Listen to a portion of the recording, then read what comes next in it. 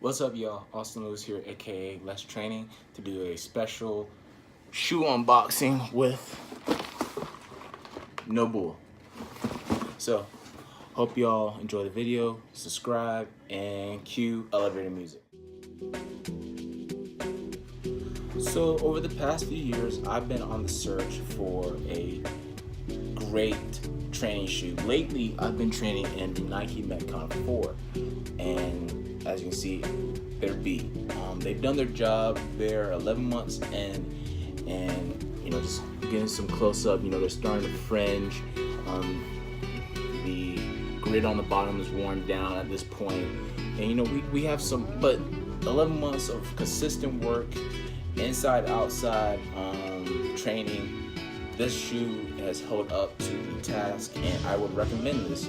But if you know me, I am a sneaker head on the side, outside of training, and I like just different fashionable things. The NOBULL has caught my attention over the past few years as a simple, sleek, cross-training contender. So I decided to purchase me some and kind of do a comparison with the Nike Metcon 4 versus the NOBULL Trainer. Now, to get into the world of fitness shoes, there's three categories. All right, there are the runners, and this just goes throughout any kind of brand, but runners are shoes that typically have more cushion, propel you in a forward motion, so no diagonal or side-to-side movements, just linear, all right, and are built for 5+ miles. Trainers, which I have here, are typically shoes that are well-versed. You can do your sprints, you can do jumping, you can do heavy lifting up to a moderate amount, etc., and are usually capped out at no more than 2 to 3 miles. And then you have your lifters, which are high platform shoes, great ankle stability, and are your heavy duty lifter shoes. So those three shoes are broken down. Right here I have the NOBULL Trainers. NOBULL stands for no bullshit. So, and they got their little slogan, just the horn. So pretty cool creative. I have 10.5 here, and you know, we're just gonna run through what I copped. So pretty cool unboxing. They have the drawer unbox. Nice little paper material. Alright, open it up, and bam, here we go. We have a sleek silhouette. This is suede upper. Alright. I think this price point at, let me pull this up. I just had it up.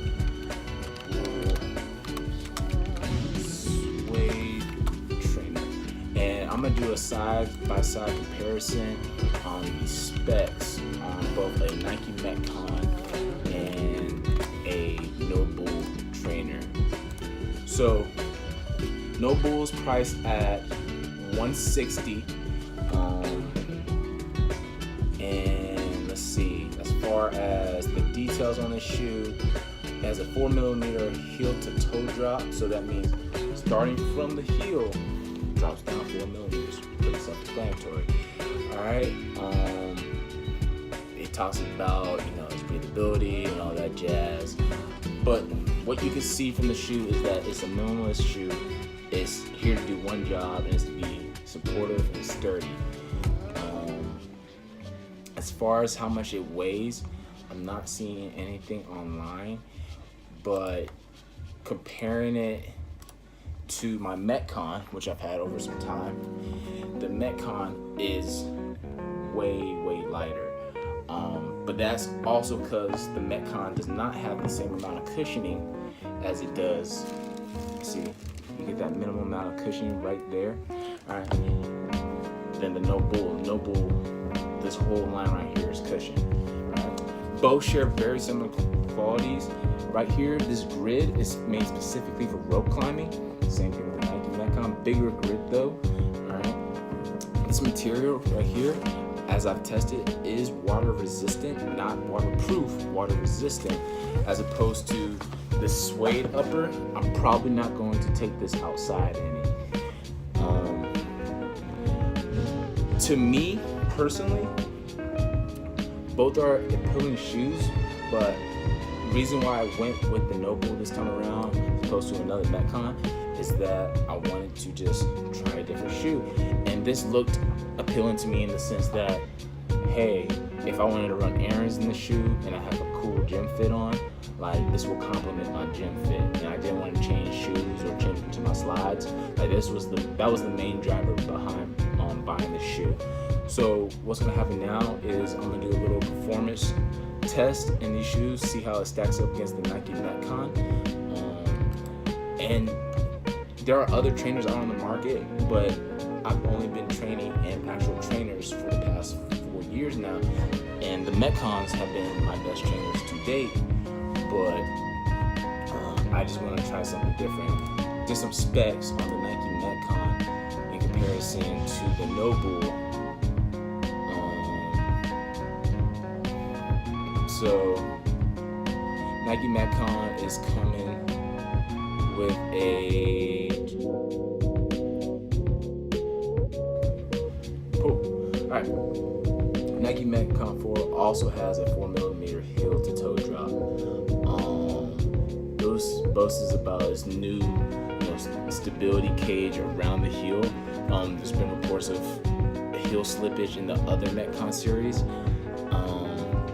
Like I said, water resistant, not waterproof. And it comes with this signature fly wire that's been in a lot of the Nike shoes as of late. Don't know if you see that. There you go, fly wire. For maximum grip and lockdown. I will say, after wearing the shoe for 11 months, the biggest problem I have with the shoe are the laces. Alright, the laces do not stay tied. And that's a problem for when you're doing like plyometric and a lot of dynamic work. So it just overall sucks when you just have to continuously tie your shoes mid-set, mid-repetition, and you're trying to just knock out a solid-ass workout. So there's that. But other than that, now time to get into the performance review. I have a workout set up where I'll be testing overall comfort while I just walk around in the shoe, its responsiveness to like speed and agility and other plyometrics and stuff like that. And then this is overall performance as a lifter. Does my foot slide around when I do certain movements? Is there support and stuff like that? So I'm gonna get dressed and we're gonna get to it. So just reminding y'all, I bought this shoe for fashion and function purposes. Those post-workout errand runs, and just want to look good at all times. You feel good, you look good, you work out good, all that kind of stuff. So yeah, compared to Nike, it's a sharp shoe, and I don't have too many complaints about it. So, but you can obviously tell that my foot sits lower to the ground in the Nike Metcon, and that's probably the biggest difference I'm feeling right now on foot. But let's get to the workout. So I'll be testing the shoe in kind of 3 areas throughout this workout. It's responsiveness, its versatility, and its weight. I have different exercises to kind of manipulate all 3 of those, from squatting through my heel to the change of direction from speed and agility, and even chin-ups and knee tucks to see like, do I feel weighed down as I perform those exercises. But let's get into it. Alright, this clip is sped up a little bit because I know y'all don't want to stare at me run all day, but during this portion of the warm-up, I could definitely tell that I switched into a heavier shoe. I mean, not troublesome to the point that, oh my gosh, I can't run effectively in the shoe, but it's just something that I definitely notice. Comfort-wise, just fine, so nothing to complain about there, but gonna get ready to move on to jump rope. So over the past 5 years, one of my favorite ways to warm up has been jump rope. Gets the whole body moving, nice rhythmic beat to kind of just get locked into the whole warm up. So of course I had to, put the NOBULLs to the test, and once again, the only thing I could feel the difference is from the Nike Metcon is just the weight. Good responsiveness. Didn't feel too bogged down by the weight, but like I said, it's just noticeable. And they actually look pretty clean on feet when you have both of them paired side by side. So gonna go ahead and finish up these last few jumps and then get ready to do some speed and agility. So, of course, speed and agility has been something that I've grown up on, and I feel like for a trainer, as in a trainer shoe, I just need the option to go lateral whenever I want to. The biggest takeaway from testing out the NOBULL with the speed and agility ladder was that planting off my big toe felt a little funny. I don't know if that's just because the shoe isn't broken in yet, and these are variables that we have to take in consideration because I can't just knock the shoe right away. The shoe's fresh out the box, so you know. But planting off my big toe did feel a little funny at times, but I think with wear that will go. But overall, once again, good shoe, responsive. I was able to change directions just fine. So I think it passed the warm-up. Not too much to complain. So what I'm looking for here is, am I able to maximize the drive through my heel, and is my form going to be compromised? And as we start our descent, everything checks out smoothly. I'm able to keep my range of motion. My knees don't jut out over my shins too much. My back is flat. I'm able to sit back. So everything looks pretty good squatting the NOBULLs, and they look pretty good on feet too still. So that all checks out.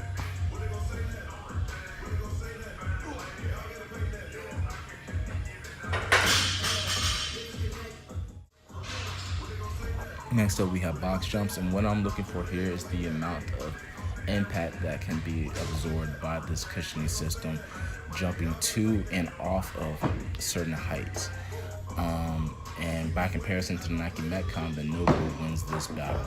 I felt no discomfort landing. I felt no discomfort jumping to the box. So very pleased with that. Probably the biggest upside so far of the NOBULL.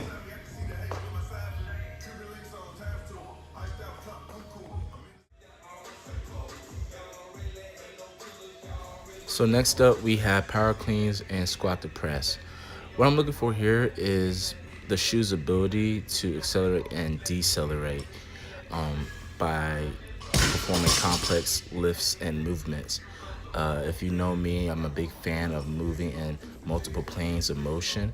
So I need a shoe that will be able to stop on a dime and then pick right up to speed. As you see here, the shoe held up just fine with the power cleans, and it did just as fine with the squat to press. With the squat to press, I would say that I did feel just as stable when I squatted down to when I finished the lift in the upright position. So overall, it checks out here.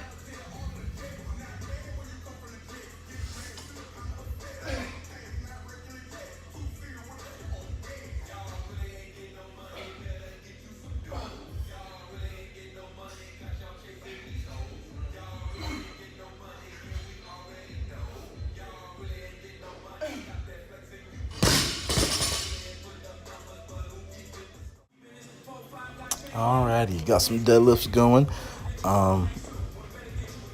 Typically when I deadlift, nowadays I'm barefooted, but feel like might as well test these shoes out anyways. But no, felt good deadlifting. Don't really have much to say about deadlifts. Was just able to sit on my heels and pull. The next test will be the most important one, with knee tucks and chin-ups. So last up, we have chin-ups and hanging knee tucks. Just once again, seeing if I feel the weight difference in the shoe from a Nike Metcon to the NOBULL, and I did. So just putting that out there. If you're coming from a shoe like the Nike Metcon and you want to try the NOBULL, it's a little heavier. That's all I'm getting at. But time to wrap up things and head on in and give my final take. Yeah, hey. Alrighty, so good workout. Time for the final verdict. Nike Metcon or NOBULL. Let's go with the Metcon first. So Metcon, you're getting a more true to ground experience. What I mean by that is that due to the minimal amount of cushion in the shoe, you will literally feel the ground, like you'll true contact. So it's a great shoe by all means. The toe box in the shoe is very wide, all right? So you may experience slippage if you have a narrow foot. With that all being said, it is a great shoe, great performance shoe. There is some problems with landing from different height. If you don't land correctly every single time, you could do some nerve damage. But other than that, great lockdown. You can run some miles in it, no more than 2 to 3. Like I said, minimal cushion, that 4mm heel drop, true heeled contact to ground, great for squatting, plyo, speed and agility is good. So across the board, Metcon is a good shoe. Now, for the NOBULL shoe that I just purchased, once again, good shoe, does the job well. Cushion is a plus, all right? When dropping from different heights, this cushion does absorb the contact with the ground and you don't have to land perfect every single time. Sturdy shoe. Like, even though I set up higher, because this is a good 0.5 guesstimating 0.5 millimeters of cushion, you're sitting up way higher. So typically when you have more cushion in the shoe, you're worried about spillage. What I mean by spillage is when I squat, when my foot slide off to the side and be deterred. But they do a really good job of creating this solid platform where you don't necessarily will spill over the sides. It's a good platform.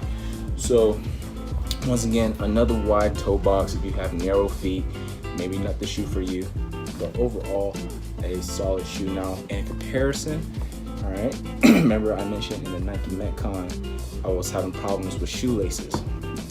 Only had to retie my shoe once during the workout, and I was doing box jumps and pull-ups and stuff like that. Now this is the first wear, so that could change over time. A big plus is that the shoe has cushion, but with the cushion, it's a heavier shoe. The Nike Metcon, lighter shoe, so probably better for when you're doing things that you don't want to get bogged down in when you're running outside. Because if I probably ran outside in this shoe, this cushion over time would become a factor. But that's also one of its pros. Cushion is a pro, but the Nike Metcon is lighter, so that's its pro. But when I fell from great heights, I didn't feel that impact of landing incorrectly. One thing about the NOBULL, I went with the suede look because I like the colorway. It's simple. I'm a simple guy. I like, keeping things simple. That's why less training is my name. Less is more. But there's other colorways and there's other models. They make leather models. They make a kind of a mesh model material. And I went with the suede, which is a more premium model, just because the aesthetic is pleasing to me. So if I had like the mesh model, maybe I could wear this outside, but I wouldn't be wearing this outside as much. Overall, which shoe would I go with? I'm brand loyal, so I maybe will end up back in a Nike one day. But right now, the NOBULL is my shoe, is my main driver, so I'm not upset with my purchase. It's not flashy, but it's not a bad shoe. It's fine. It's good. It's gonna do its job. I'm gonna get $160 worth out of it. I'm not upset by no means. Just know, if you go with NOBULL, you're getting a heavier shoe. Nike Metcon, not as much cushion. I think those are the two biggest things. Now, of course, with any shoe, you can change out the laces. And the NOBULL even comes with a pair of rope laces that contrast the shoe just nicely. So, for those who do have problems with tying their shoes repetitively during workout, you can switch over to the rope laces. So, like I said, not a bad shoe. Both do good jobs. Overall, happy with my purchase. I hope this was helpful. As always, hit me up if you have any questions about nutrition, gym gear, what kind of workouts you need. But other than that, that's training, more results.